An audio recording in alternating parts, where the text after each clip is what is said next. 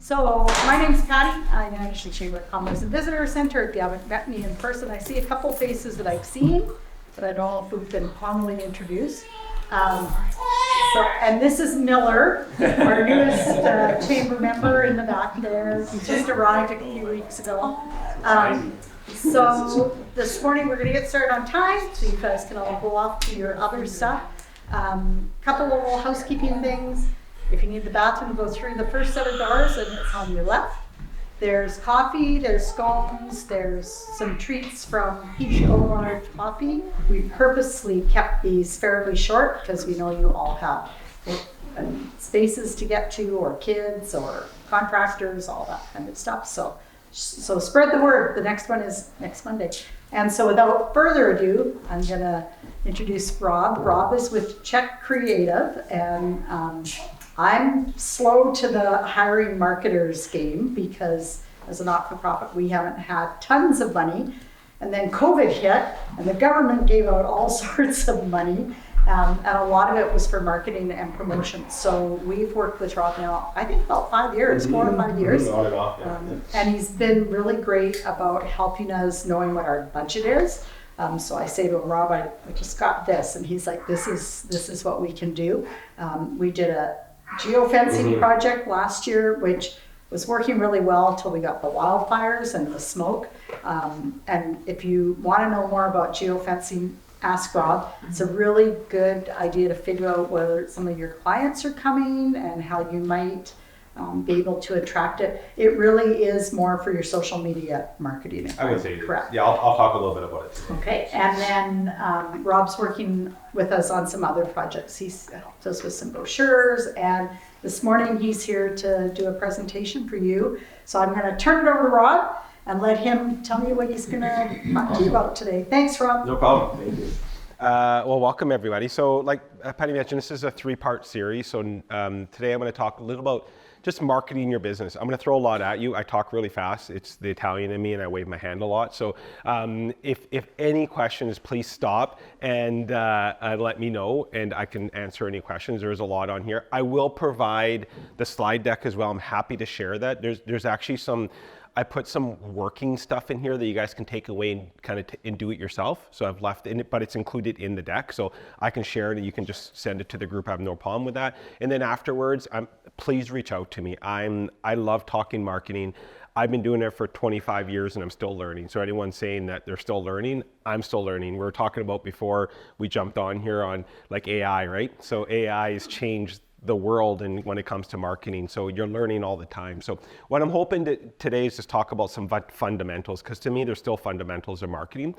It doesn't always have to be digital. We do direct mail for clients still. We buy billboards. We'll do what we call traditional media as well. But what I want to talk about today is more of like the foundation of marketing. What is a brand? How do we market? How do we get our voice, like our message out? It's really foundational. And I'll talk a little bit about a little bit of trends that we're seeing at the end, but I'll go, next session is about website. So next Monday, we're talking about what makes a great website.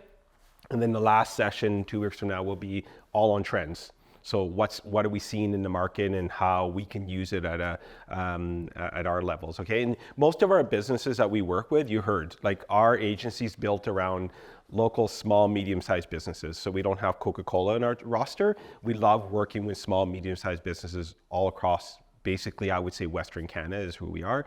But I love coffee and I love marketing. So if you ever have any questions, please reach out, okay? So let's jump in because I know I'm going to try to get everybody here at 9 because I know, but I'll stick around if anyone has any questions. I'm happy to stick around. I know Patty has to leave early too. So anyway, so a little bit introduction about myself. I started my own ad agency in 2006. I worked for another ad agency before and wanted to start my own. So literally walked across the street, no word of the lie, in Kamloops, and started my own ad agency. And I was fortunate enough to really work with some amazing brands like TELUS and Remax Western Canada, Valley First Credit Union, who's still a client of ours. We do a little bit of work with them. But my focus back when I started was traditional media. All that we could buy was newspaper, radio, billboard, or TV, because there wasn't internet to buy, right? So did a lot of media buying for Big White, Sun Peaks, and traveled and bought magazines and all that. You'd see Globe and Mail ads and TV ads and all the fun stuff way back then, which made it easier because we had 4 things to buy. Now there's about 40,000 things to buy. My agency merged with Czek Creative in 2018. So I ran my own agency for about 12 years, and we merged with Czek Creative. Czek Creative was much more of a digital agency. I was more traditional media. It was kind of a marriage made in heaven. So we kind of brought both worlds together, which is really cool. And since that, we've grown. We bought our own print studio. We have our own publication business, and we also own our own media sites. So Kelowna Now, Vernon Now, Kamloops Now, those are ours. We own those as well, all under one roof. We do have multiple offices. We have an office in Kamloops where I spend half my time, and then we have an office in Kelowna, and we have a satellite office in Victoria as well, because we have a brand there, Victoria Now.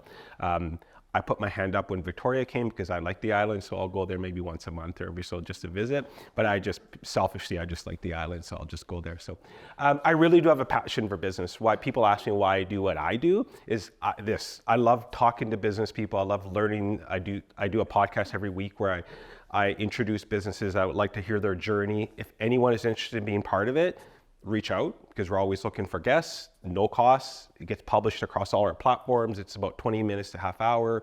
We learn about your business. We give you the files that you can share as well. Okay, so if anyone's interested, it's called Business Matters. It's actually sponsored by Valley First, which is awesome. So I'm happy to do that. And then about a year ago now, I earned my CMC designation. Is something I wanted to do. It's a little bit of a capstone of my career. So CMC is Certified Management Consultant.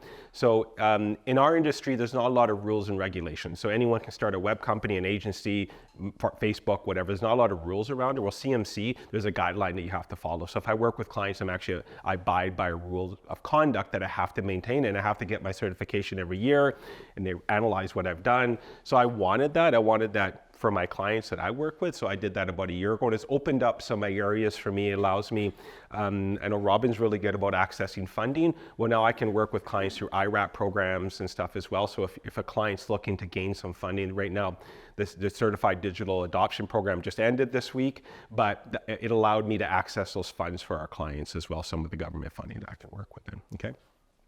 So one thing that no one knows about me, and I tell this story every presentation I do, so pretty soon everyone will know about it, is my first marketing job. I used to be a Slurpee mascot. So I worked at 7-Eleven. It was my first job. That's not the actual picture of me, but it was pretty darn close. So my aunt was working at 7-Eleven in Kamloops, said, "Do you want a job?" Sure. I was stocking shelves one day. The person who was supposed to wear the Slurpee mascot didn't show up. And I'm like, "Sure, I'll do it." So I stood on the road and waved at everybody going by. And then years later, worked for Sun Peaks. We're in Vancouver. We're doing an event. There was a bear mascot. Guess what? They couldn't show up. So I became a bear mascot. So I've done it twice. So I thought it was kind of fun. So that was my first. But why I like showing this is that marketing doesn't always it's not always like Facebook ads. Like people just think about digital. This is marketing, right? So it doesn't have to be, and that's what I love about working in the agency world. We're not beholden to any media. Like I don't care if we buy Facebook, Instagram, or billboard or mascot. It's really what I think is best for the client, because we don't make any more or less money. It doesn't matter to me. I prefer to try to keep it in the local market as much as possible, because I don't know with you guys, but Zuckerberg doesn't spend any money in our community. Facebook, right? So if we can find ways that we can keep money in this community, again, you got to do what's best for your business, 100%. But we also try not to be, hypocrites and say, well, let's support local, but then we have Amazon packages showing up at our door every day. Right? To me, it's like, okay, well, you can't be both. But you got to do what's best for your business, and we kind of talk about when we work with clients. So why do we advertise? It's one of my quotes that I've always carried around with me that I saw. It's like, doing business without advertising is like winking at a girl in the dark. You know what you're doing, but no one else does.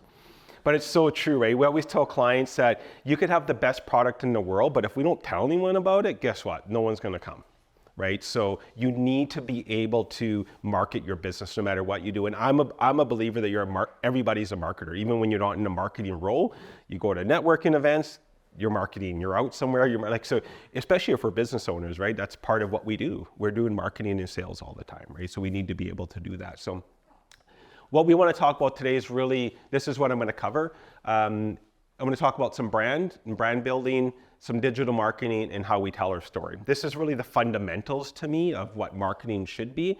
And if there's nothing else you take out of today, this simple slide is like the thing that I have in my office, and I talk to my team about all the time, is that you need to have these three things align in any marketing we do to have success. You need to have the right message, the right consumer, and the right medium. And the right medium be whatever we're buying, Facebook, whatever it is. If one of these are misaligned, you're not going to have success in your campaign. I don't care if you're spending $50 or $500,000 or $5 million.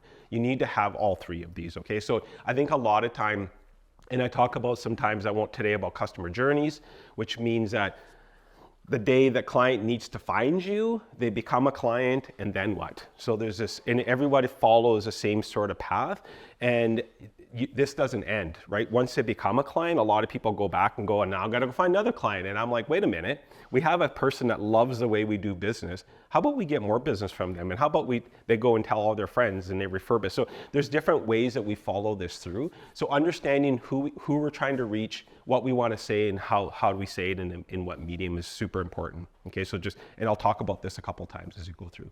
And again, please stop me if I'm going fast. I just want to make sure that I get through everything. So first thing I want to talk about is brand. I didn't bring my clicker, so I have to keep doing this. So the one thing I always tell clients is brand is not a logo, right? So some people say, well, I got a logo, I have a brand. And I'm like, no, not even close. Like your brand logo is not. So I always say Starbucks, right? So I'm a Starbucks person. I don't go to Starbucks because the logo, right? I go to Starbucks because I'm a sucker and I want to spend $7 on a cup of coffee, right? But is it any different than the coffee that I could get anywhere else? Probably not, but I still wait in line or I still order my $7 coffee. We did a thing in the office about 6 months ago where we had to get people in the office to choose one of the Starbucks logos. There's 3, 90% of us got it wrong.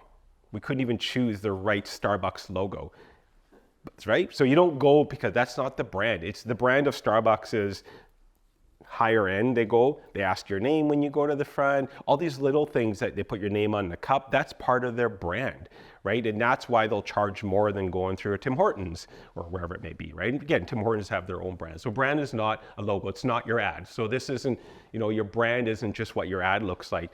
I go as far as saying that your brand, if you have a physical location, is when you walk in. The colors, what does it look like? How does the person at the front answer the phone and say hi to the person? Like those are all super, super important things about your brand that sometimes we neglect. Those little things like that to me are super important. It's not a product, right? So a lot of people have iPhones now, but this isn't what makes the brand. It's the years of, like them or not, what Steve Jobs built to what Apple represented, right? So that's what it is. And so really what a brand is to me, the easiest way is a brand is a person's feeling about a product, right? So it's what your consumers are feeling about it. So it's not defined by just by individuals, it's defined by a whole bunch of stuff, which is the market, the general public, the company and everything. And I always say it's not what you say it is, it's what they say it is. So we can think it's something, but guess what? If our audience thinks it's something else, that's what the brand is. And now you have a problem, right? Now you need to adjust. You have to adjust your brand or you need to adjust to what the audience is thinking, right? So we have to make sure that we just realize that what I want you to get out of there is that you can't just develop a logo and say, I got a brand and now I'm good to go. It's all those other touch points that you do, even the way you email right back. It's the tone, it's the tone on your website, the images you use, all that represents what your brand is. Okay? So people have a lot of choices. I think, I put a picture of cell phones, there's lots of cell phones, but just think about going to the liquor store and you're gonna go buy a bottle of wine. There's rows and rows and rows now of different wine that you can buy. And why do people buy wine, right? What do you choose? Some people choose because what's on sale, right? Some people choose because Robin told me there's a really nice, whatever Merlot I have to try, so a referral. Some people buy because they like the label color. Hey, this label's really cool, so I'm going to buy this, right? Or some people buy because they only buy this wine and that's all they ever buy, right? So there's all different reasons why whatever business you have, you're competing against something, right? Even though when people say, I don't have competitions, 99% of the world, I guess if you're government run, you have competitions, right? So, because even if it's an event, what you're competing is people's time. Right? So should I go to an event or should I go to a hockey game or should I go wherever? So there's all these different things that we're competing against all the time. So we got to make sure that we have to stand out. There's got to be a way that we have to stand out. And one way to do it is to build trust. People will work with brands, buy from brands that they trust. You order from Amazon because you know it's going to show up at your door. You go to Starbucks because I know what my coffee is going to taste like. So I trust that the experience I'm going to get. If I don't trust the experience, I'm a little uneasy. I'm okay from a consumer. I love trying new things, but I feel like I'm a little bit of an anomaly. Most people kind of get in their habit and they only work with brands that they trust, right? So there's a party going on out there. Love it. Like it. So we want to make sure, and how we build trust is that we want to make sure that we're beating client expectations, right? So if we always say that, you hear the under promise over deliver, that holds true all the time, right? So you want to make sure that you're always delivering more. And again, the little things, and I'm going to pick on Starbucks a lot, or you can pick whatever fill in your brand. They ask for your name because of that. There's a functionality of what they do, so they can keep their drinks kind of organized, but they also do it because it makes you feel special. When they're like, Rob, your whatever's ready, right? Like that's why they do it as well. It's part of their brand and what they do. So how do we do it? So how do we do this? So step one is we have to make sure that we're different. So there's too many messages out there already. And if like I can't remember the number, but I think we see like 10,000 messages a day. Like when we're driving around, I joke because I live in West Kelowna. When I drive into Kelowna, it's like I see probably like 1,000 billboards. I don't know if everyone's like Billboard Row, right? So in here, there's a Mac computer, there's a different type of this. You're getting inundated by messages. If anyone's on social media, you know that you're getting inundated by messages literally like every time you scroll, right? So we want to make sure that we are different. There's a term that Seth Godin created. I don't know if you guys know Seth Godin. He's sort of my marketing idol. I followed him since I've started agency world, and he's a great guy to read, really easy read. He has a daily email that goes out, but he termed this word that he said create a tribe, and what he meant is just create your raving fans. Like you don't have to be everything to everybody. Create the people that love you, and then that loyal raving fans will create a market for you, right? So some people we're going to conquer the world. Well, great. If you have millions of dollars and you can get out there, great. But if not, most of our clients we work with, you got to start small, right? You got to start, let's own a certain customer base, and then we'll grow it from there. And that's what he created. People that created tribes were Harley and Apple are good examples. When Apple first came out, I don't know if you guys remember the ads way back then, it was like the cool Apple guy and like the loser PC guy. I don't know if you guys remember those, right? And that's what they did. They didn't care. They're like, hey, if you want to be that, go ahead. If you want to spend $500 on a laptop, do it. We're going to charge you $2,000 and you could be over here. They knew they weren't going to get me. Harley was the same way. Like, I'm not a Harley owner, but I know that Harley, they've created, like, if you own a Harley, you belong to a group, period, right? So they've done a really good job of that as well as creating that tribe, okay? The other thing is I call like collaborate. So it takes a village really to build the brand. So no different than making a movie. So when they shoot a movie, well now with AI maybe it's going to change, but when they take a movie, it usually takes a lot of people. I don't know if you've ever seen a set. There's like literally hundreds of people, and at the end there's scroll. So part of it is use your team, collaborate, work with your entire team. If you're a team of one, work with your network, right? Because some are like, well, I'm a sole proprietor. Great. You heard in the room, there's people here that could help you, right? So when I started my agency, I was by myself.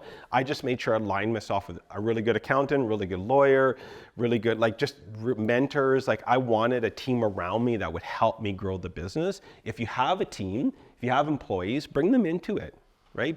Ask your frontline workers, what are they hearing and seeing? Because they probably, like we get caught up in running our business sometimes, right? Just ask the people or ask your clients sometimes, right? So it's okay to do that. So we want to make sure we're collaborating. You don't have to do this on your own. We want to innovate. So, part of why you look like Netflix, for instance, we know Blockbuster didn't innovate, right? They're like, nah, people will still be coming renting movies, right? Well, guess what happened to them, right? They got their lunch eaten really quick from Netflix, right? So, and remember when Netflix they used to mail DVDs to you? Do you guys remember? And then you'd have to watch it and then mail them back. Like, so it was like, even they didn't get it the first time, but it slowly, and I think they used to have the machines, their vending machines almost. So it was really, but they figured out, they innovated really quick. And right now, someone said to me something last week, and I thought was really cool, is we're in a big push now in what's called the matching economy. And that's just what he termed. So he's thinking like, well, Airbnb is taking a little bit of a side, but Airbnb, I have a house and I have rooms to rent and you need a room. Matching economy. I have a car and you need a ride somewhere. Matching economy. And I'm like, that's interesting. There's a lot of that's happening now. There's a company in Kelowna that's launched called Chez You that they are matching chefs with people that want like someone at home, like a home party. They don't want to go out. They want to get a chef that comes into the house and actually cook for them. It's called Chez You. So they work with chefs in matching economy, right? So another client that's building one for homeschool kids.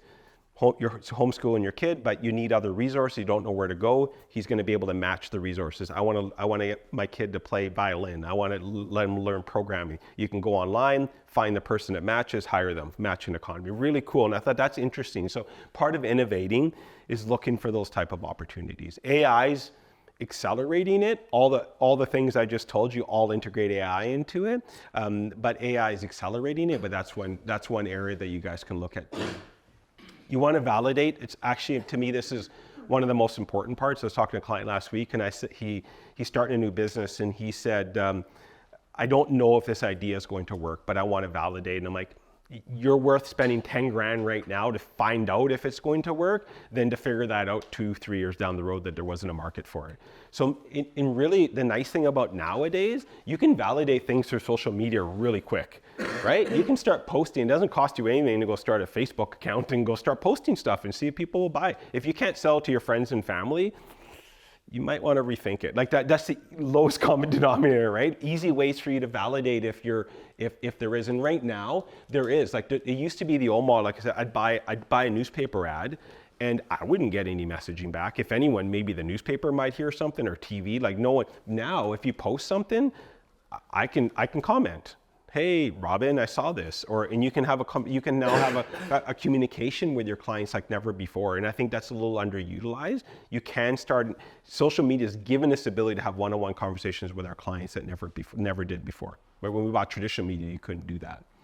And the last thing I'd say, cultivate. So no different than you're going to plant a garden, right? So you got to make sure you're always cultivating it. Business to me is a process. There's a book that just came out called The Infinite Game. Simon Sinek just came out a little bit longer than that, but talking about like business it's not like a football game. A football game has a start, a middle, and an end. A baseball game has an end. Like when you're playing a sports game, there's an end. Someone's going to win. Well, business, no one really wins. It just keeps on going. It's an infinite game, right? So you got to keep it that. Business is always going to keep on going, right? Maybe yours might not if you're not doing right, or mine might not, but the business will continue on, right? So we want to make sure that you're doing that. And one thing that we always do is that, brands are like people, right? Think about that. Like when I work with our clients, is that part of why people work with our agency is because of the brand that we have, the owners have. If you don't like me, you're not going to work with me, period. I could be the best ad agency in the world, but if you're like, nah, I don't get along with you, Rob. I don't like having meetings with you. My old boss once said, if you don't want to pick up the phone because you think it's that client, it's time not to work with them anymore. Same thing. If you're like, oh my gosh, I don't want to work with Rob, I can't, just do it. Like there's lots of options out there. So just making sure that the person comes over. So to me, it's like a quick test of a powerful brand. I guarantee that I can cover the logo on my laptop and everyone would know it's a Mac. I can cover the logo at Starbucks and you know it's Starbucks. I can cover the logo at McDonald's and you know it's McDonald's, right? So that's when we say a quick eye test when it comes to, that's when you know you have a good brand. If I can cover the logo on a brand and you know what the brand is, they've done a good job. Now, some of it took a lot of money. I'm giving you brands of lots of years and lots of money, but in your audience, we're not Apple, most of us, we're not going after the worldwide market. We can create that in our own community. That's what we're saying. Take this and create it in your own community. You don't have to go across the whole world to do it. If you are, then yeah, there's process you need to do. You need to invest in it. It's like going to the gym. I wish I could just go to the gym once and I'd be in shape. That'd be freaking amazing. But I got to go every 3 times. And it's no different from when you're marketing. You got to commit to doing it all the time, right? So let's say we've done this. So we've done all the things we've talked about. We've zigged while our competitors zagged. We're doing all the right things. Now what? Right? So now what are we going to do? If we feel like, yeah, I think we got a good brand now, what are we going to do with it? So now we want to develop our messaging. That's a really important step that a lot of people miss, right? We should develop our logo, we develop our website, and then we go off into market. There's a step in that I feel like we're missing in there. So these are the worksheets I'm going to give you guys to take and do on your own. You can do this on your own. This is a process that I pulled out elements that when I'm working with clients and some are spending 20, 30 grand doing marketing strategy with us, these are some of the processes that we go through. I didn't put everything in here, obviously, but there's some things in here that you guys can just work through, right? So Make sure that you just, and I don't care if you just write it on a napkin, don't overthink it, just start thinking. So things like, we're gonna create your vision. Start thinking about what's working right now. And it's funny because I asked that question to clients, what are 5 things that are working right now? And people are dumbfounded. I'm like, well, I don't know. Like, well, you didn't make it this far if things weren't working, right? So I like start thinking about, like, celebrate the wins. Like you've gotten your business successful for a reason, right? So just starting your business to me is success, right? Because it's not easy even starting a business, right? So like list things that we want to improve. What are goals we want to like? So start thinking about it. And then for what another part that's really important to me is how you're going to measure success. That's one thing that I always talk about with clients is like, when I'm working with a client, tell me what your goal is and hold us to that. Like at the end, I want you to say, Rob, our goal was X and we reached it or we didn't, because you should be held accountable. Like I think Patty was saying, when we were doing a geofencing campaign, we found that we weren't delivering, right? Because of what was happening in the market. And so instead of just running the campaign out and go, here's your bill, Alice on our team called and said, I think we should pause this because we're not seeing what we're doing and we should pivot and do this instead, right? It's okay, right? It's not a failure. To me, it's a failure if we would have kept on going. Right? Because we just spent the money and we're like, sorry, it didn't work. And you're like, oh, it didn't work because of fires. Okay, and then we move on with our day. No, like, so let's make sure that we're always looking what we're measuring against, okay? And again, I'll give you guys these sheets. You guys can work on it. Talk about brand values. These are some fun exercises you can do. You know, if your brand disappeared, I always say, if today was your last day in business and tomorrow we're in a coffee shop talking about your business, what do you want people to say about it? Right? So just think about little things that we can do. You know, things that we believe in. If you had one superpower, what would it be? It just gets you thinking about who your business. And the last one, I make clients do this a lot of times, is that we're on the 16th floor in Kelowna. So I say, if we're on the 16th floor, by the time we get to lobby, tell me what you do for a living, right? It's the elevator speech, right? Everyone kind of struggles with that. But if I'm at a networking event and someone's like, hey, Rob, what do you do for a living? I should be able to answer that and be proud of what I say. Right, so just little things that we can work on, and that helps. What you're doing is starting to define your message, right? All these little things are like, you're going to start seeing some common things, some common words that you're using, some common phrases you're using, and that's what we're looking to get. It's a little exercise we play. I think we might have done this with you, when we did. Do you remember if we did the chair exercise with you? Okay. So we basically bring up pictures of chairs through Google, and we say, if your brand was a chair, which one would it be and why?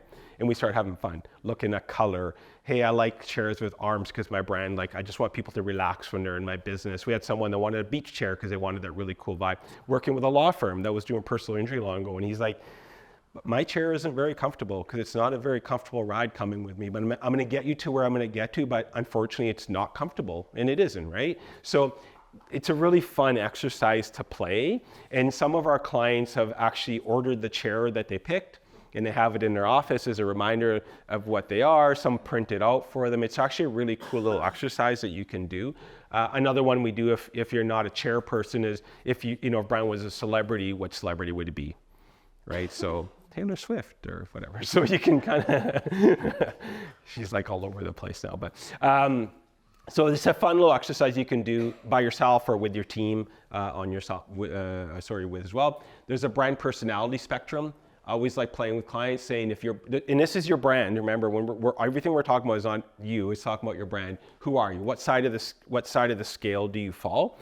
Usually, people do pretty good. I challenge them not to go down the middle. I'm like, stop going down. This is where most people struggle, is when we get to the last one. 95% of people say we're accessible to all, because human nature, we want to make everybody happy. We're our business, and I'm like always challenge businesses. I'm like, but are you? Is Starbucks accessible to all? What do you guys think? Are they accessible or exclusive? Yeah, but anyone can go. Do they shut the door and not let you into Starbucks? Your wallet does. Yeah, exactly, right? So anyone can go into a Starbucks, but be prepared to spend $7 for a coffee. Anyone can go on a Mercedes lot, but be prepared to spend the money to buy one, right? So people think that anyone can go buy a Mac, but be prepared to spend the money on it, right? So and I'm not saying it's always about dollars. It's just about, are we accessible to all from at the end goal, or are we an exclusive brand? And I would argue most really, really, really powerful brands are closer to this side than they are to that side. Almost every single one, right? So, yeah. So have you deliberately put those words on that side than those? Not really, no. I think because sometimes, I wouldn't say most people try to be, no, I've had a lot of clients that are on the fun side, modern high tech. Like, no, I think there's no real rhyme or reason on that, to be honest. That's a good question though. 100%. 100%. Yeah, and we typically are, like, and most clients don't go one extreme to the other. We usually fall in. Like, and sometimes even like the fun and serious one is another one. Like some people are like jokingly like, we're serious about having fun. So, but a law firm is typically more, to the serious side, but, our brand, we're more to the fun side, but we're also serious about business. Like my personality is more, I'm not a suit and tie guy. That's what that's just the way. But when it's business time, like I'm serious about it. Like I'm serious about the client's money. So you kind of play, like part of this exercise is to have those discussions. I don't even care where we get to. It's kind of getting that discussion opening and where do we want to be? Because in a lot of times what you'll find, someone might say we're serious, but we really want to be fun. Like our brand, we look at our logo and our website and it's like, bleh, but we're not bleh. When you walk in, we're fun, right? So it just you start looking at parts of your business and going, oh, maybe we need to move the needle. Maybe we need to do something different, right? So even just like I said, the way we're answering phones, whatever it may be, okay? Target audience. Yeah. Can you go back that one slide? Sorry, I have to take this back to work with me. No problem. Thank you. Go yell at some people or what? No, have a conversation. I can send you the slide too, Patty, if you want. Okay. Yeah, no problem. So target audience is big for me. We spend a lot of time working with our clients on who we are. We create what we call personas. So we actually name our clients from the clients we work with. So it's Betty, she's 38, she's a mom of 4 or 2, or she does yoga. We really start really digging into our audiences and we build what's called personas. It's a fun exercise to do, first of all. And the second thing is it really, really, really targets where we spend our dollars. So what we go back to our clients, we're like, we want to do X, Y, and Z. We're like, well, what persona does this match? Well, it doesn't match any personas. Well, you told me that this is who our customers are. Well, yeah, okay, then where are we going to get budget to do this when you told me these? So you can start having, the idea behind this is really understanding who our audience is and tell me that our audience is, females from 25 to 60 is not good enough. I'm like, no, because the way you talk to a 25-year-old is a lot different than the way you talk to a 60-year-old. I don't care if a male, female, what you are, right? So we start having those discussions about who are we currently speaking to, who do you want to speak to? Because we might say, oh, there's an audience that we'd love to, we're working with a company right now, they're a supplement company, and they're like, our audience is 100% female. And I'm like, okay. So we went and did research. We come back and said, there's a massive male market that you're missing. But all they've looked at, they've had tunnel vision of just they're having problems growing. I'm like, well, because you maybe saturated that market. Like maybe you're done. So maybe you need to go find a new one. So we start having, right now on the internet, we'll give you lots of information. You're like, where do I find this? Go type in the number one car bought by female last year, age 25. You'll get that information, right? And why do I want to know that? This is why. So if I find a commonality amongst my target audience, okay, so a lot of my target audience loves pets. Guess what? Guess where I'm going to spend some of my marketing dollars? Supporting the local SPCA maybe. Maybe I want to get involved in the SPCA. We had a real estate client that was going to Vancouver. We aligned their personas, a lot of high-end cars. Made sense. Mercedes, all those. So we actually held a launch event at the local Porsche dealership. That was our dollars. We didn't buy a bunch of social media ads. We actually held a co-branded event at the Porsche dealership. They invited their clients. We just did it all up, sold more real estate than they would have running social media ads. Again, we're looking for that alignment from what our clients are doing. And then we want to see, what's important to our audience, or why would they not buy? That's another thing as well. Pricing, we're too far away, hard to get, my shipping's too expensive, whatever. There's a whole bunch of reasons, right? But we want to start listing those so we can start looking where there's opportunities on there as well. Looking at competitors, if anyone's interested in this, we actually have a software. I'm happy to do it at no charge for anyone. If you give me your website and your top 3 or 4 competitors, I can run a quick analysis for you. It's a software we have called SEM Rush. I'm happy to do it. It's about a 4 or 5 page report. Not in depth, but it's pretty in depth. It tells you how you rank against your competitors and where there's opportunity. So happy to do that. You can reach out to me and I'm happy to provide that for you. But why I look at competitors, I've never worried about competitors. It's one thing that's never been in my DNA. I look for competitors, I look for opportunities. So I look at competitor and go, well, they're not doing this. I'm going to go, or they're not, like their brand is dated. We're going to go really hard on that, or they're not going in this market. So I'm going to go, so I don't worry about what you only can control what you do, right? But I want to see where there's opportunities, okay? So any questions on that? I know I'm kind of going fast, but again, we've got about 20 minutes, so I want to make sure I get through them. Back to the last slide there. Yep. On the last one, this is your Pricing compared to competition. Can you elaborate a little bit on that? Like, that is, I would imagine across every different business is the biggest problem, right? Isn't there three things, like your service, your price, and your quality? Yeah.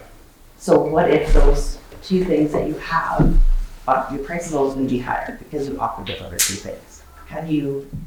So that's a great question, because typically we're scared to, when we get around costing, most clients are kind of scared to talk about that side of it. I'll use us as an example because it's easy to pick on us. We're not the cheapest agency to work with, but we're also the most expensive. And I tell clients, like, if you want to work with us and you're going to pay maybe a little bit more than a home-based business person, but you're going to get 25 years of experience, and I'll show you that we can drive better value to you, and ultimately what you want is ROI. So I'll say to you, I'll tell my clients all the time, you'll give me $10,000 a month if I'm going to return 50 to you from a marketing perspective. To me, it's about ROI at that time, right? So no different than the Starbucks example. I'll pay $7 because I know what it's going to taste like. It's got good, I feel like you can argue if it's quality or not, but it's consistent. So I'm paying it. So price is not even an issue at that time anymore. Like, I want to make a really good brand that price, like when I go buy a Mac every couple of years, I just order it. Right? Because I know now, because they've created, to me, right or wrong, they've created such a great brand with the other things you talked about, quality, service, all that, that price is not even an issue anymore. So I like to look for pricing more because if there's an opportunity, right? So if we think we're at the top of the market, let's just say, so you guys think you're at the top of the market, but your competitors are 50% more expensive than you, maybe there's room for you to move a little bit in your pricing the other way. Now, I don't have to go down, right? You can maybe go up 10%, and all of a sudden, maybe you don't have to go up 50%, but you only go 10%, and you still, what does that do to your bottom line? Right? That's where we're looking for why I want to know pricing, because I usually try not to let pricing get in the way. Like, I think if you do all the other steps I said before, like create a good brand, usually the pricing is the last thing. Like, because I always tell from our perspective is that if you want to get a client because of price, you're going to lose a client because of price, right? Because if they're just chasing the lowest price all the time, then it's a race to the bottom. And I don't think any of us want to do that because we know where that's going to end up. We're all going to end up working somewhere else, right? So the only reason I want to look at pricing is because I want to see where there's opportunities for us to maybe look at maybe actually pushing it up or regulating where we want to be there. Does that answer sort of? Yeah. If you're competing against, okay, so let's use your laptop as an example. I'm a new company coming in with what I feel is a great laptop. I think it's better than Apple. Yep. But you've got someone that's established. Correct. Been around for Forever. At what point do you know, how does that correlate in terms of? Yeah, and that's a good, and it's not a one size fits all. Like we are, I'll look, an example is our media company right now, because, you know, media is competitive right now. I don't know if you guys know, like Bill C-18, where you can't put news on Facebook. And so it's competitive. So yeah, we've had to slash prices on the media side in order just to allow businesses to actually advertise on the site. So we use that strategy where we're coming in a little bit more aggressive to gain some market share.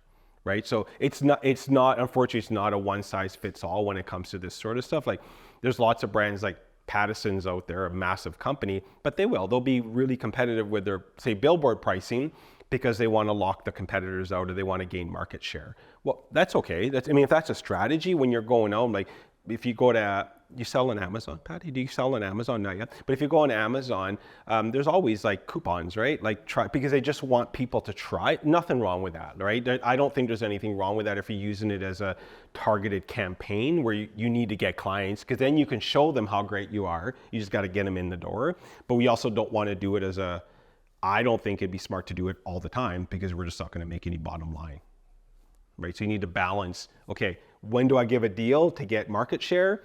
And when do I just give a deal because I want to go after my competitors? What if my competitors got deeper pockets? I lower price, they lower price. I lower price, they lower price. And I'm like, oh shit, now I'm not making money. But they can weather the storm because they got deep pockets, right? So you have to be careful on that side, and I would think so. Happy to talk after as well if you want. Yeah, we. Because I don't know if there's a right answer for that. Like, probably, and I'd love to hear kind of, I'm sure it's coming from somewhere, so I'd love to dig a little bit deeper and kind of where that's coming from. So digital marketing, I do want to talk about a couple more things. We'll go fast, we got 14 minutes. So is it okay if I go a couple, does everyone have a hard stop at 9? Okay. I might be just a few minutes over. So digital marketing. So right now there's lots of different options when it comes to digital marketing. And I don't even have them all on here because I wouldn't be able to fit it all. So there's really lots of types of digital marketing. All this to me, sort of where it comes from is there's been a real digital journey, and I want to quickly talk about that. It started back in, and if you guys know what these dates are, what happened. So August 6th, 1991, other than August 6th is my birthday, so it's an amazing day. But was not born in 91. So what, any guess what happened August 6th, 1991? Something when it comes to the digital world, something launched, like sort of big day, anyone? Sorry? Close. Actually, the very first website launched. And there it is. That's the very first website. So isn't that crazy to think 91, that is when the first website launched. And I laugh because I'm like, some websites still look like this, but this was the very first web. But think about where it's come, right? The advancement we were talking about earlier about AI, like literally never mind every week, like every day there's something new that comes out. It's like the pace to like, TikTok is a good example. Like from 0 to 1 million in TikTok took like literally days compared to Facebook doing it. And Facebook, people just, especially the younger kids, they adopt these things a lot quicker now, right? So this was sort of a big change, obviously. And a lot of this, if you read a lot of the comments around, are like, it's just a fad. Internet's a fad, right? That's what people were saying in '91. I'm like, So then September 4th, 1998 came along, and Google launched. 7 years later, Google launched. And really, it's kind of like the player in the digital marketing space. Like, they literally own everything. Like, now we're using Google Sheets and Google Mail, and they own YouTube, and now they launched Gemini, which is their AI, and it's going to integrate into your email, and they're close to a monopoly as you can find in the internet world. I really do. Love them on some things, hate them on other things, right? So, they've taken forever even launching their AI. They're trying to compete against OpenAI and ChatGPT, and they launched Gemini. Underwhelming. Like, you think of all the tools and resources they have, people thought they were going to come out and just wow everybody, and I still feel like they're either on par or behind the ChatGPT in my mind from a marketing perspective, right? So then June 29, 2007, the day I think marketing changed in my lifetime until AI came, is the phone, right? So iPhone was launched. It's now your TV, your radio, your alarm clock, it's not even a phone. Like, how many people actually call on this? Very little. You're texting, so basically it's everything. It really changed the way, this kind of changed marketing forever. It was to me, this is the demise of radio, newspaper. This is it, because this is where we get, and I actually it's something I've been talking about the last couple of weeks with AI. It's like, I actually think that unless you're a business that needs a website, and this is like counterintuitive to what I do for a living, I actually think people aren't going to go to websites in the next 5 to 10 years. Like, I don't get my news from a website. I get it from X or Facebook or whatever, right? I don't get my sports. I don't go to TSN anymore. I get it from social, or I get it from apps, so it'll be interesting what's going on. I can't tell the future, but I'm like, unless you're in a business where you're selling now, you can sell on TikTok, you can sell on Instagram. Like, I just feel like there's been a shift that we're going to get away from websites and we're going to get into other, I don't know, but I just have this sense that that's what's happening. I just look at the numbers where people are going, right? So, and then whatever date, 2020, we all know that our friend COVID came along. And why I put this up for marketing is that it changed. People went home, and TikTok went through the roof, YouTube went through the roof, like all these streaming TV went through the roof. People don't watch TV like they used to. They're streaming everything. Like, my kids don't watch TV anymore, right? Mateo's 19. They stream everything, absolutely everything. They don't listen to radio. They don't like it. And that's what happened. We all went into our homes, and the internet blew up again, like really did. And that was a time where a lot of things, and typically when this happens, if you look back when Netflix, all these things, they typically come out of crisis. That's what happens. Something happens in the world. AI came up. Like AI's been around forever. Like literally AI's been in our lives for 20 years, maybe longer. This though just really pushed it. Like really pushed it far. And then I never thought I'd even put another slide up after the COVID one. November 30th, 2022 is when ChatGPT was launched. How many people use ChatGPT? Did anyone use it? 3, 4, 5? Do you have the paid versions or just the free versions? Free. Oh, that's interesting. I would say for $20 a month, 100% worth it. Because it's, first of all, it's real, like it's real time. The unpaid version doesn't go back as far. Yeah. Yeah, it's $20 a month, I think, or $19 a month. It's worth paying if you use it all the time. If you don't use it all the time, it's not worth it. But for $20 a month, it's worth because of that. And if you're not using it, I would say start using it. And if you have, sorry? Oh, sure. Yeah, sure. Actually, it's, so ChatGPT, I have the app on here too. So ChatGPT basically is an AI tool that literally you can go in and I can type in here everything as simple as what's the weather going to be like today in Kelowna, and it'll come back and tell me that. Or I can load up a PDF doc, my full marketing strategy, and say, can you give me the next 5 action items you recommend I do, and it spews out what I should do next. Or I can say, can you create a video and write me a script for a video? Can you create my content calendar and social media posts? Yeah, it's crazy. It's crazy. Well, I said before I hopped on here though, AI won't replace marketers, but AI will replace marketers that don't use AI. And I say that to my team, like you still need humans. Video we talked about. How is AI gonna go shoot a video at a local store? You need someone to show up to do that now, but when you shoot the video, he might go back and use AI to edit it and create 20 clips for you can put on your social media, right? So, but he needs to know how to use it. Garbage in, garbage out, so you need to know how to use it. Yeah? Is the paid version, does the content get better? Yes. Or is it just that Yeah, because it also has some GPT, like it actually has some built-in functionality that the paid version has. They'll release new things into the paid version, like structured GPTs, which means like I can go in and click a button and it's just only about how to create like video scripts or social media scripts, and it has real time. I don't know if the unpaid version, but you'll search video, audio, internet, real time, and that sort of stuff. So, it's not real time on the yeah. version. I just didn't know if the content it spat out was also better. Well, what it does, what I found that as you're using it, it starts, especially if you don't leave it, it starts learning your tone. Like the first few, I'm like, I wouldn't speak like that, right? And you gotta adjust it. Now, when I use it, I never once I remember copy and paste and go, I'm done, because it still does sound a little bit robotic and it does hallucinate. It does make shit up 100%. So you gotta be careful, because you will ask like, hey, build a bio of Rob, and I'll ask it 5 times and it's 5 different things. It might say I'm like the president of something. Like it makes things, sometimes it does hallucinate. So it's getting better for sure. And they just launched a new component called Sora.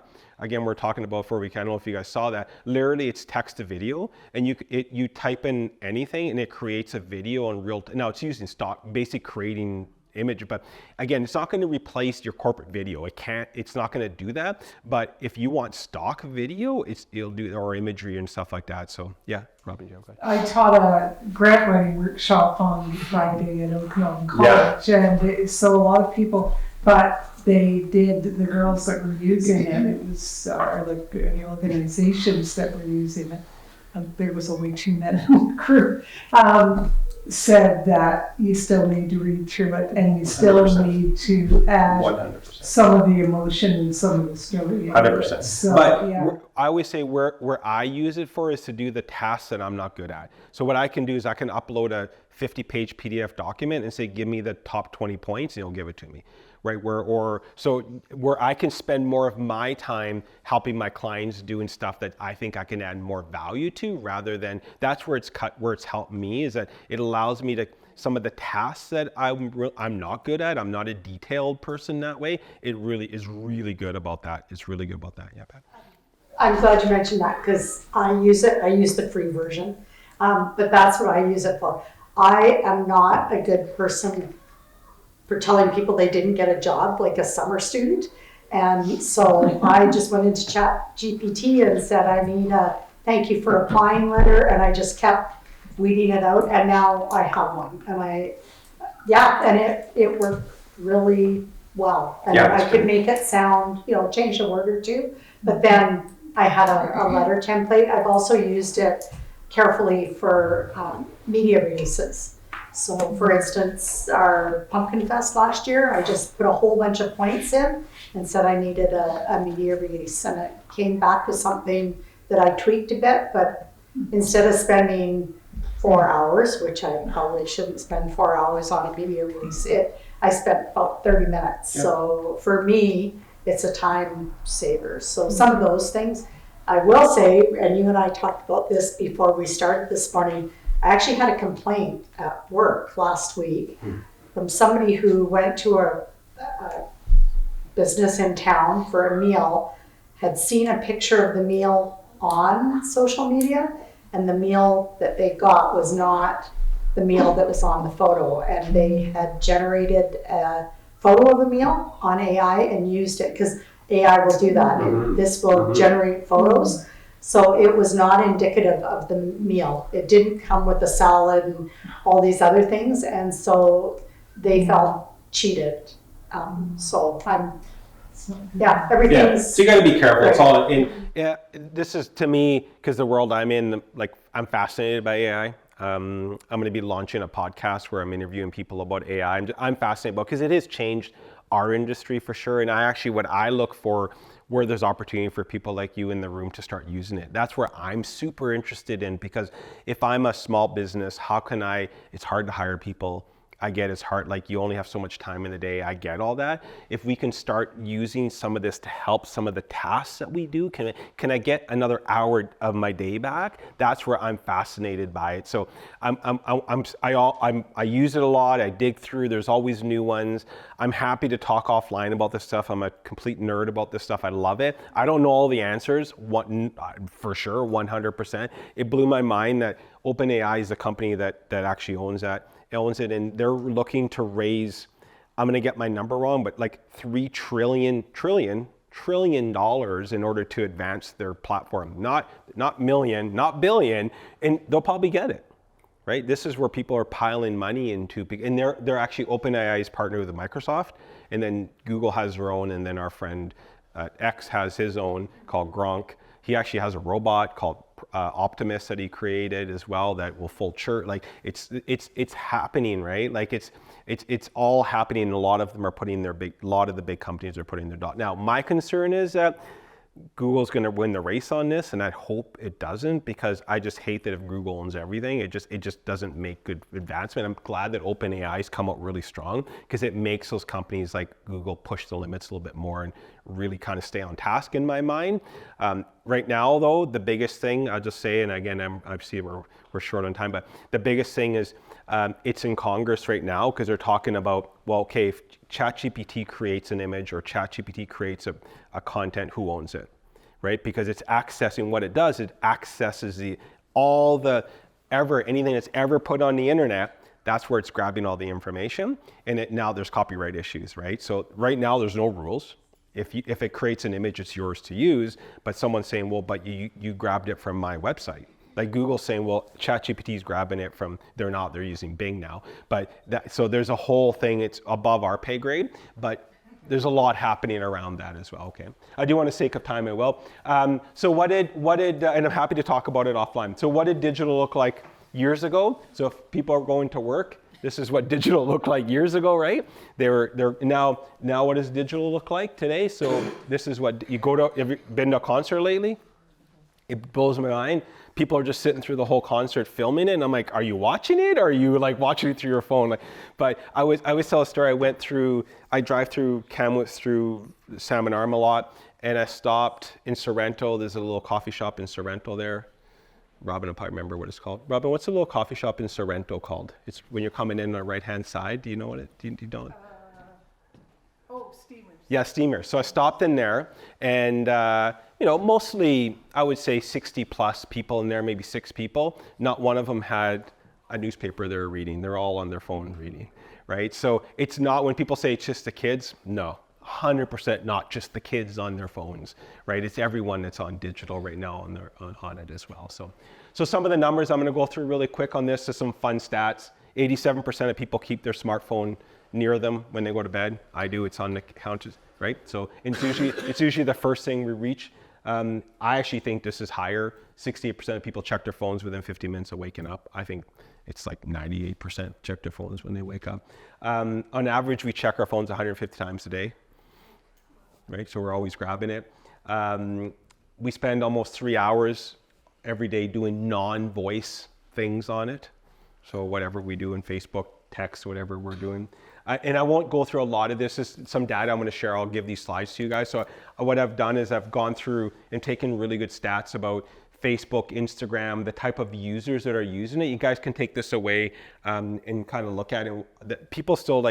People really hated on Facebook about a year ago, like when all this stuff happened in the States. It's still like the biggest player, like 100%. Like majority of the people. Now, is it for everybody to market on? That's a whole different discussion. But it definitely is. Instagram's, LinkedIn, really good platform if you're B2B. There's some really cool things you can do. You can target right to like the business name level. So you can say, I only want people at UBC that work at UBC to see my ad. Like you can really target on LinkedIn. So think about the targeting you can do on LinkedIn if you're B2B is awesome. Awesome. TikTok, how many people are actually on TikTok in this room who use TikTok? Anyone? No one here uses TikTok at all? I'm going to put up my hand. I waste so much time on TikTok. I don't post on TikTok, but I'm a foodie, and I love the foodie videos on TikTok. I just love them. And I like, it's my thing to do at night. I take a little bit of time every night, decompress. I watch TikTok, laugh, whatever it is. But it is probably one of the fastest growing for sure. Like in our newsroom, TikTok is probably number one for where people are getting news today. Like in our newsroom, we skew a little bit younger for sure than like a competitor. Like Castnet would be a little bit older. Our model is a little bit younger. So TikTok is crazy for that. So the only thing with TikTok, you need to be committed. Like if you jump into TikTok, you need to be committed to creating videos and content. Like you can't just create one every month and think. But it's really cool about TikTok is whoever developed this, like the algorithms are unbelievable. Like just the way that it knows what you're watching, it feeds you more. It organically, you don't put a lot of money against really good videos. Like they go quote unquote viral pretty quickly if it's good content without having to put a bunch of money on it. You just need the content, right? So you have someone in the back of the room that can help you create good video content. So, but really though, right? Like you need good video content on it, right? So just if you're going to go into, the only reason I talk about it is watch it. It's an app that's growing super, super, super, super fast in our community, I'm not talking worldwide, in our community. So something definitely to watch for sure. YouTube is the second largest search engine. People go to Google first to search and they'll go to YouTube second.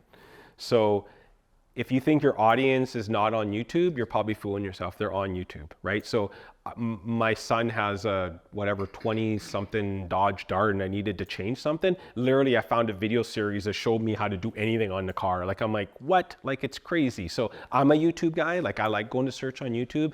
I'm like, hey, you want to learn how to play guitar? YouTube will teach you. You want to so it really is a really neat, and it could also do on YouTube, and I don't want to get too technical, but if someone's searching a term that may be relevant to your business, so if someone goes on YouTube and searches dog food, Patty can feed an ad to that person in YouTube because they search for that word, right? So you can be very targeted when it comes to YouTube. The one downside, again, not downside, but you need video content. Again, right? So a lot of things I was saying, you need to create that video content in order to be on these channels, or you won't be able, because they're not like Google AdWords where it's just a text, right? Or Facebook where it's just an ad, right? So I actually argue that even on Facebook, you should have video content because the engagement is 10, 20 times higher. Yeah.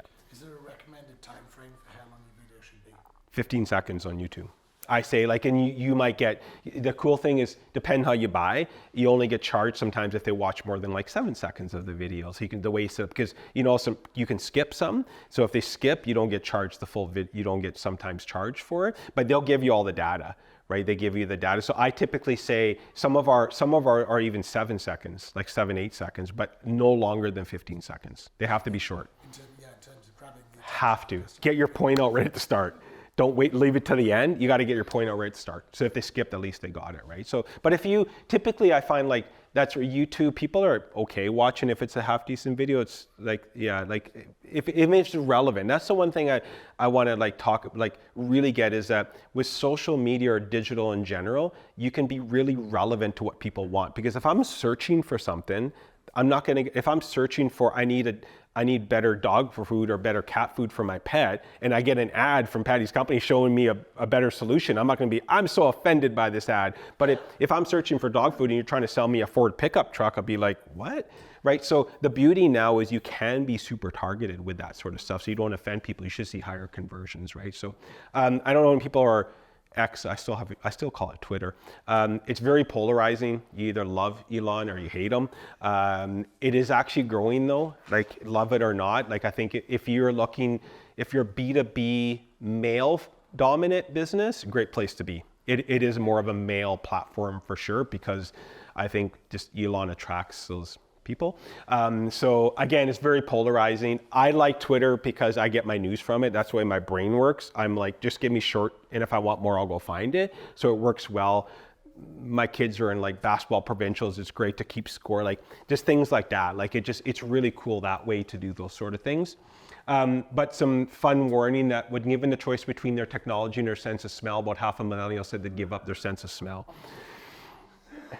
So that's like, I don't know. How many of us, I always say, if we left home today and we forgot our cell phone, how many would turn around and go get it? If we forgot our wallet at home, how many would turn around and go get it? Like, why do? Yeah, like, but you know what I mean? Like, most people are like, we don't go anywhere without this thing, right? So it's interesting. Are we okay? I know we're over. Am I okay to keep going? I got a few more things, or if anyone has to take off, yeah. If anyone has to leave, please. You won't offend me if you got to get back to work. So I have a funny story. Yeah. I forgot we went for a ride on the rail trail on Saturday. okay. And we got down the road and I'd forgotten my phone, carrying my phone. Yeah. So my husband said, "Do you want to go back and get it?" And I said, "No, I'm going to be without it." How was that? So first, it was actually really nice. Sometimes it is, isn't it? I did miss a couple of texts, from my brother, but Everything was fine. Yeah. So how do we tell our story? So to me, content is king or queen. It's all about content, and Steve Jobs, I don't know if you guys know much about his story. Again, some people hate him, love him, the way he ran, but he really was one of the most powerful storytellers. He went on stage, he captivated people. Little things, he always wore the same thing, black shirt, black pants, because he didn't want people focusing on what he was wearing, he wanted people focusing on what he was saying, right? Little things like that, but he sold like one of the best storytellers ever. But it's all about content now. I think we all subscribe to a whole bunch of different Hulu, Netflix, Disney, but it's all about whoever creates good content. If it's not good content, you have too many options now, right? So we want to make sure we're creating really good content.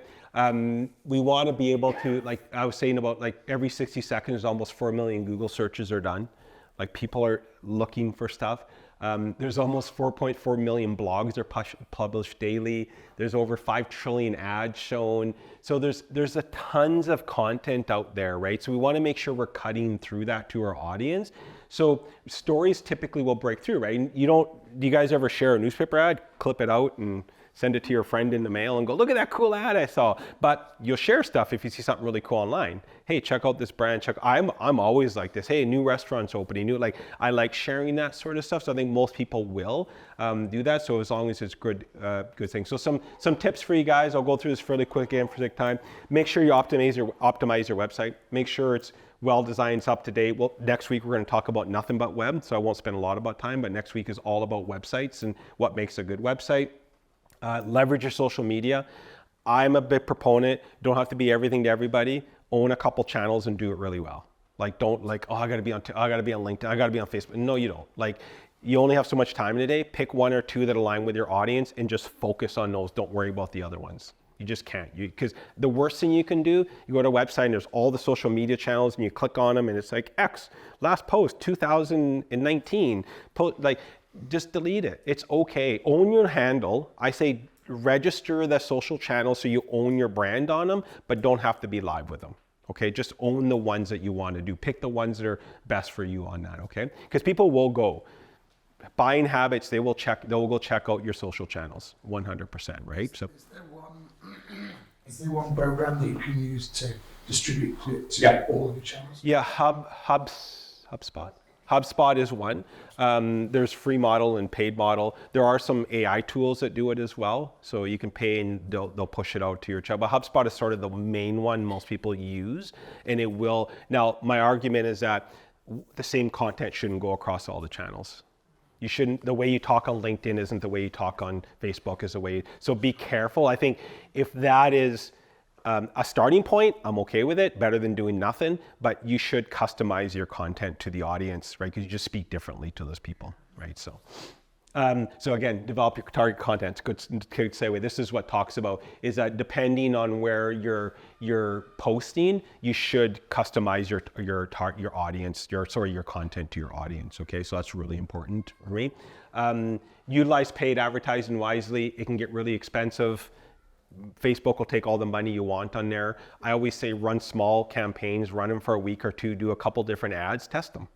It doesn't cost a lot. Don't throw a lot. You don't have to go spend thousands. Like in markets like ours, we don't have to go spend thousands. Like when people's like, hey, I need a boost budget, $25.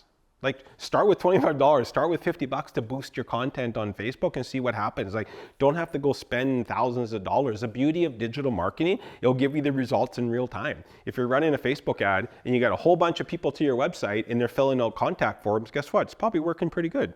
And if no one clicks on it, it's okay, let's stop it and pivot. Doesn't mean that it's the wrong medium, might be the wrong messaging. Just be careful with that. Don't set it and leave it. We just had a client we started working with and he's like, oh, I've been running Google AdWords for a year. I don't know, like it just goes on my credit card every month. And I'm like, oh my gosh, it drives me nuts. Like just digital now, you get data all the time. So see if it's working for you, right? So make sure you're utilizing it correctly. Look at some new stuff. If you have time, you have money, you want to try some new things, like dip your toe into TikTok, dip your toe into YouTube. And again, you can run 30-day campaigns. You don't have to sign up for the year. Just try, if you want to expand a little bit, try some emerging marketing. Some things that I just want to go over before we end here, and I apologize I kept you guys late, but the third talk I'll do is all about trends, but I wanted to talk about a couple things really quick. So takeaway, this used to be the old model of multi-channel marketing, so you would market one. Now everything's tied, right? With technology nowadays that you can come into someone can come into your store, I can geofence them, I'll talk about in a second, so I can capture their cell phones, they go home, I feed them an ad, then I tie into their LinkedIn and Facebook. So everything now, like I can hit you in a whole bunch of different ways, all with the same ad now, where it used to be linear before. So it's called omni-channel. Geofencing, Patty was mentioned. Are you guys familiar with geofencing technology? Most people are nodding their head. So basically, you can draw a virtual fence around any physical location anywhere in the world. So I should have done it actually. That'd be cool. Maybe next week I'll do it. I could draw a fence around this building and then I capture everyone's cell phones when you walk into the geofence, and then for the next 30 days I can feed you ads based on your activity. So I can capture you walk out of the building, you go to the weather network to check the weather, and you can get one of the ads because you were in the geofence. The thing that's really cool is that if I geofence this place and you have a physical business and I walk into your business, it'll capture to see if the phone walked into the business. So think about the power of ROI on that. The downside of geofencing is it won't capture 100%. You need to have your phone on, location services, Wi-Fi has got to be, like there's a bunch of things, but we were doing event marketing for Patty, right? So she wanted to capture people that came to events because we wanted to find things out about them. Where are they from? What did they like? What didn't? So we're able to capture that sort of stuff. If you have competitors, you can geofence your competitors. If you like, hey, I want to market at a hockey game like the Rockets, I say, why would you buy a rink board? Let's just geofence every game.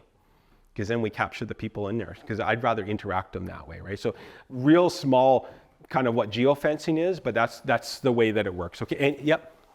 I brought my wife's phone. Can you send her? Yeah. That's a great idea, actually. Love it. Text. A lot of, I think we see it now, dental appointments, everything is getting text to you now. You can start integrating that into, if you use email, like MailChimp, if anyone uses MailChimp, I don't know if they do with newsletter, it actually has a text component now. So you can ask me if I want a text instead of an email, and it'll automatically send me a text rather than an email. So there's some little cool thing, because I'm a text person because I'm on the road a lot, and I don't get offended. If I sign up for it, I won't get offended. So there's an opportunity to do a lot of texting. We talked about AI. I could do a whole like 5-hour talk on it. So if anyone's interested, like I said, afterwards, learn about ChatGPT, other tools that we use. Is if you do podcasting, there's a tool called Descript that will take it and create like a whole bunch of different versions of it, 15-second versions, all this stuff for you. So some really cool things that you can do with it. I'm happy to talk this through with anyone that wants to learn. Video is king. You'll probably love me hearing this, but seeing it, but video is. Like, to me, if you can get video on any of the platforms that you're doing, don't overthink it, right? It doesn't have to be a Super Bowl ad, right? So it really doesn't either I always say create really good base video content, get someone in to come do some really good video content, but day to day, just you can do some quick stuff on your phone that you can post, but have really good base to start with. Like, you go get some professional stuff done, right? Just so you have that B-roll and that really good, you want to put on your website, but then organic stuff you can do as you go. Audio, I always say, like, it's coming, it stalls, it starts. I think we're starting to see it again now. A lot of people are, like on our news platform, it'll read you the stories now. If you don't want to just, like, you just click a button, it'll read you the stories. It didn't take off the way, the Alexas, hey Alexa, it didn't take off the way that people thought it would. It's starting to get integrated into AI now. Why I say it, the only reason I bring this up is the thing I'm concerned about with clients when I said all the work at the start, when I'm saying really focus on your brand, because I'm scared that one day we're going to be able to go to Google and say, voice command, just say, hey, can you give me a really good Thai restaurant in Kelowna? And it's going to give me one option. It's going to read me back one option. Hey, can you give me a lawyer that I can work with in Prince George? It's going to give me one option, right? It's all about brand. So making sure that we're building our brand, because eventually I'm concerned we're going to get there. Because right now, I don't know if anyone noticed Google, they made a bunch of changes. It's a scrolling page now, it's not multiple pages. And now the organic rankings are really low. It shows the paid, it shows Google Maps, it'll give you the answer. A lot of times it'll actually, so if I go in and say, what was the Vancouver Canucks score? It doesn't send me to TSN or the Vancouver Canuck website. Google will answer the question. Hey, the Canucks lost 3-2 with an empty net goal or whatever. So it doesn't even give me, now it's not even pushing people to our websites anymore. So it's all about brand. So for me, it's like, let's rely less on this stuff and more about building that tribe that we talked about originally, okay? Really important. Going back to that, how important is Google reviews in that respect? Like top of the list. Because that's where it helps with your Google map, 100%, 100%. Because the rank, if someone searches all your Google listings are super important. Make sure they're optimized on the ones that if they search your business, they come up on the right-hand side, and reviews will show up there as well, 100%. Like that, reviews are top of the list for me when it comes to building your brand, 100%. Now, if you get 500 reviews and they're all 5-star, people all think it's bullshit, just so you know. They trust a 4.9 more than a 5.0, right? Because they're like, come on, you've never made a mistake. Come on now. Like, you know what I mean? So it shows like you don't have to all be perfect on it is all I'm saying. Like it's okay if it's 4.8, 4.9, it would be like the ideal place you want to be. If you're like a 2.2, well, guess what? The community is telling you something, you better start changing. It's not like I see it as an opportunity saying, I'm not saying just throw the white flag up and say, okay, what are we doing? How do we get better on this sort of stuff, right? So chatbots, I don't know if anyone uses chatbots on their websites or not, but again, with AI, it's starting to come. You can integrate chatbots that your website could be working for you 24 hours a day when you're sleeping, right? So I'm a night owl. Kids, business, I usually don't log on until late at night. And sometimes I do want to interact with someone, but there's no one there to interact with. And then the next day, I just don't follow up. If there was a chatbot for me to do something with, I might book an appointment, something, answer some questions. There's some really cool things you can do on your website with chatbots. And the AI technology is done. It actually acts like it's Rob. It's pretty cool, actually, what you can do on it. I'll talk about like content marketing. We talked about, I won't belittle that. OTT, what this means is streaming video. I mentioned before, more and more people are not watching like traditional video anymore. They're streaming. So I mentioned geofencing technology.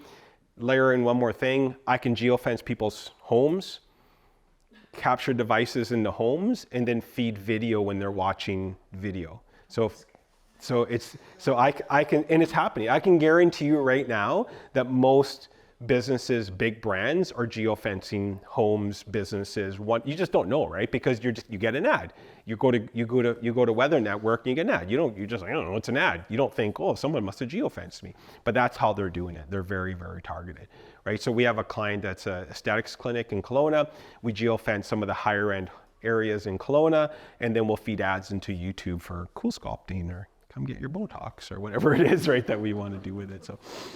So again, back to, I'm just wrapping up, right message, right consumer, right medium, success, right? So everything we talked about. It is a roller coaster. It's why I put it on here. It's what I love about our business. I can't sit still. I love chaos. And it's marketing's about that. I know it's sometimes not easy from a business perspective because it is a roller coaster where there's so much that you need to do. And that's why I say from planning, and sometimes everybody has a great plan until we get punched, and then then we got to pivot somewhere. But it's okay, right? That's what I'm saying. It's okay, because I've been in it for 20 plus, almost 20 years, and I'm still learning today, right? So I think owning what we need to do, understand who our brand is, make sure that's the core, right? That's number one before we do anything.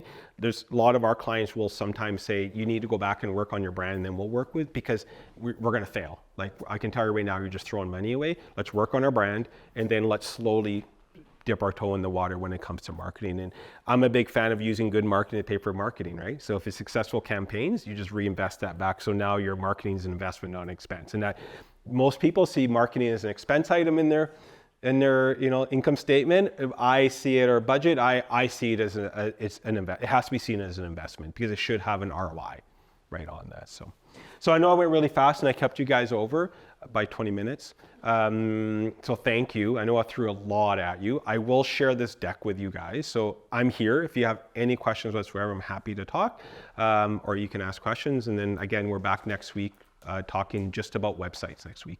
So, and it's not as long of a presentation, so I won't keep you, I promise, over. So. Good? Cool.